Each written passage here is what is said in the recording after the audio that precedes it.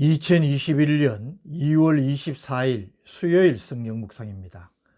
본문은 요한복음 9장 35절에서 41절 말씀. 압달락에서 날 때부터 맹인이었다가 예수께 나음을 입은 사람이 바리새인들에게 두 번째 소환되어 신문을 받으며 자신의 경험에 기초한 신앙 고백을 하였다가 쫓겨난 사실을 살폈습니다. 본문은 그 소식을 들으신 예수님께서 그를 만나셔서 그의 신앙을 확인하시고 영적 맹인에 대해 교훈을 주시는 내용입니다. 35절, 예수께서 그들이 그 사람을 쫓아냈다 하는 말을 들으셨더니 그를 만나사 이르시되 네가 인자를 믿느냐. 예수님은 바리새인들과 정반대되는 모습을 보여줍니다. 바리새인들은 그 사람을 내쫓았지만 예수님은 도리어 그를 찾아 만나 주셨습니다. 6장 37절에서 말씀하신 바를 그대로 행하시는 것을 볼 수 있습니다. 아버지께서 내게 주시는 자는 다 내게로 올 것이요 내게 오는 자는 내가 결코 내쫓지 아니하리라. 그를 만나셔서 내가 인자를 믿느냐라고 물으십니다. 그의 신앙을 확인하시는 것입니다. 시내산 사본, 바티칸 사본 등 주요 사본은 인자라고 기록되어 있는데 알렉산드리아 사본과 여러 역본에는 하나님의 아들로 기록되어 있습니다. 내가 인자를 믿느냐 라는 말은 곧 하나님의 아들이심을 믿느냐, 그렇게 말할 수 있습니다. 36절, 대답하여 이르되 주여 그가 누구시오니까 내가 믿고자 하나이다. 37절, 예수께서 이르시되 내가 그를 보았거니와 지금 너와 말하는 자가 그이니라. 이 맹인되었던 사람은 인자가 누구신지 내가 그분을 믿겠습니다 고백을 했고, 예수님은 지금 너와 말하는 자 곧 내가 그라고 말씀하십니다. 38절, 이르되 주여 내가 믿나이다 하고 절하는지라. 예수님의 말씀을 듣자마자 이 맹인되었다가 고침을 받은 자는 주여 내가 믿나이다 하고 절을 했다고 기록하고 있습니다. 이 38절에 중요한 단어 세 가지를 주목해야 합니다. 주여, 퀴리에.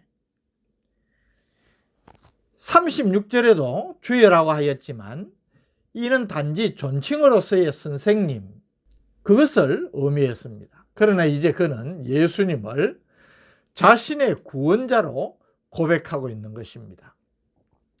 이 주여라는 호칭이 예수님의 공생애 시절에는 랍비와 더불어 혼용이 되었지만 예수님의 부활 이후에는 신앙 고백적인 전문 용어로 정착되었던 것을 우리가 신약 성경에서 살필 수 있습니다. 그래서 초대교회 시대에는 그리스도라는 호칭과 함께 만유의 주인 되시며 지금도 살아계셔서 섭리하시는 하나님의 아들이신 예수님을 일컫는 칭호로 이 주여가 사용되어졌습니다.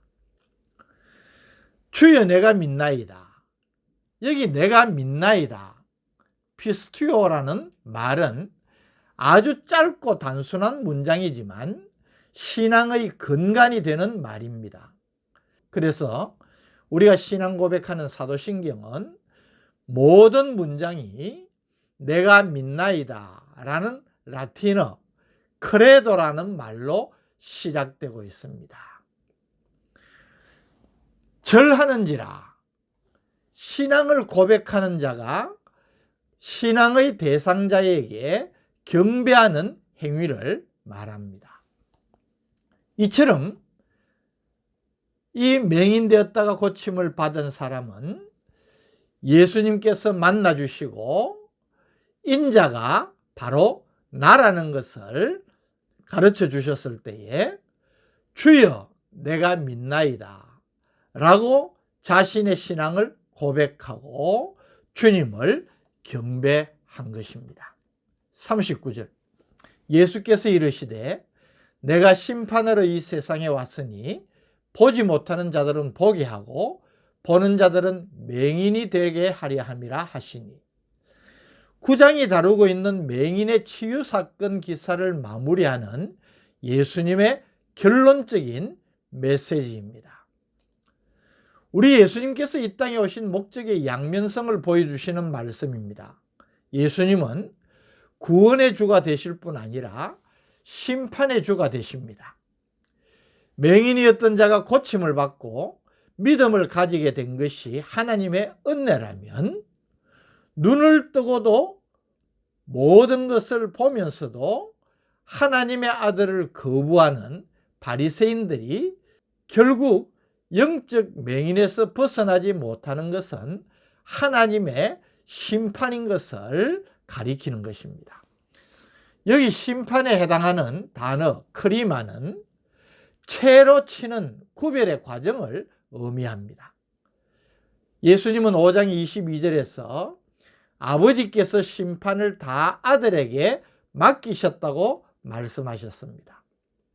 하나님으로부터 심판의 권한을 위임받은 예수님께서 스스로 본다고 하면서도 보지 못하여 다른 사람들까지 멸망으로 인도하는 자들을 채로 치듯 골라내어 심판하실 것을 말씀하신 것입니다.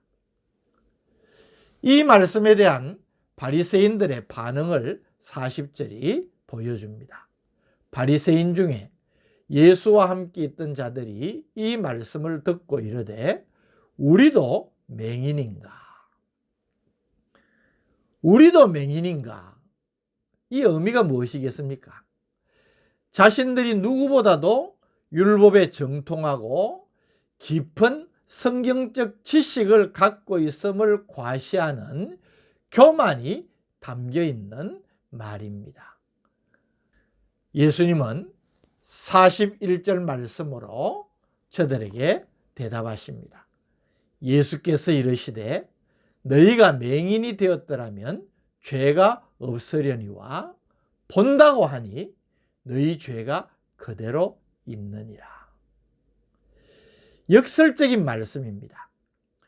율법과 하나님에 대한 지식에 있어서는 누구보다도 잘 알고 있다고 자부하는 바리새인들이 차라리 맹인이어서 율법을 몰랐다고 하면 자신들의 거릇된 지식으로 인한 화는 면했을 것이라는 말입니다.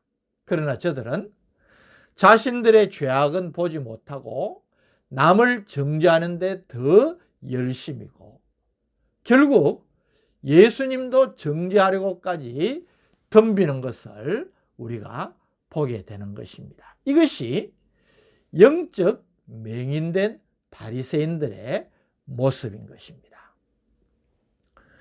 오늘 이 본문의 말씀을 통하여서 우리가 예수님께서 영적 맹인이라고 지적하시는 사람은 어떤 사람인가 하는 것을 주목하고 마음에 새겨야 됩니다. 알아야 할 것을 알지 못하는 사람, 보아야 할 것을 보지 못하는 사람이 맹인입니다. 아예 나는 알지 못합니다. 나는 보지 못합니다. 라고 인정을 하는 사람이라면 소망이 있습니다. 그러나 아는 것 같으나 또 안다고 자부하지만 실제로는 모르는 사람이 있습니다. 당연히 보는 줄 알았는데 전혀 보지 못하는 사람이 있습니다.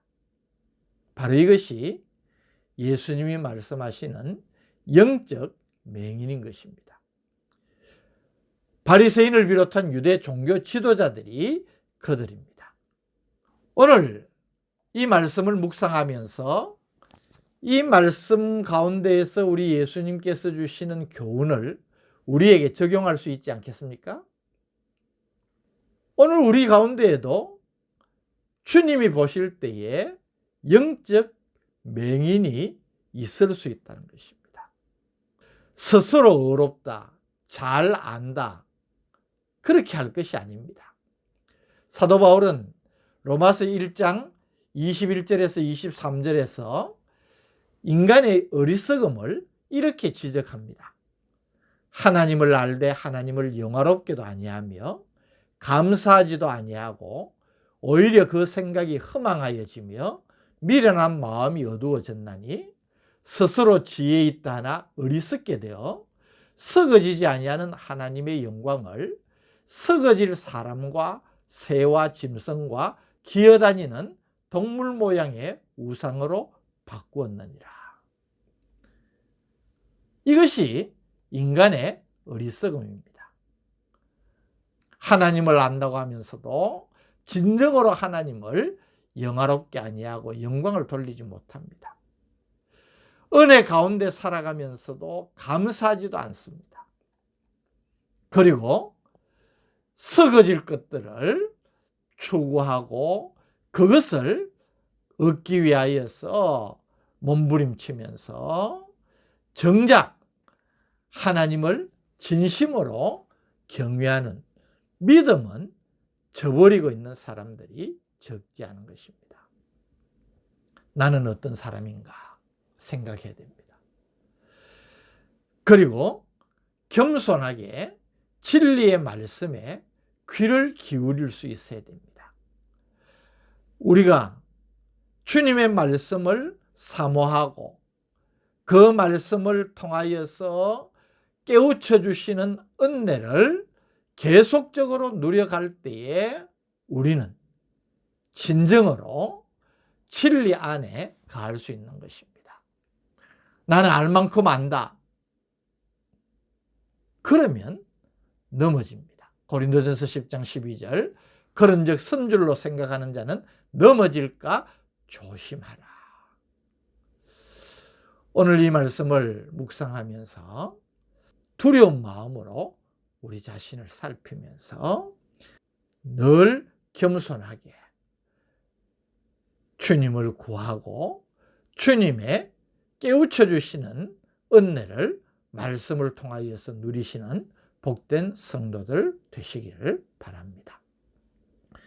오늘 영적으로 맹인에 대하여서 주님이 주시는 교훈을 깨우쳐 주시니 감사합니다. 혹 나 자신이 그런 자는 아닌지 스스로 살피면서 겸손한 마음가짐으로 늘 은혜와 또 주님의 말씀을 성령의 도우심으로 깨우쳐 나갈 수 있는 복된 성도들 되게 하여 주옵소서. 예수님 이름으로 기도드립니다. 아멘.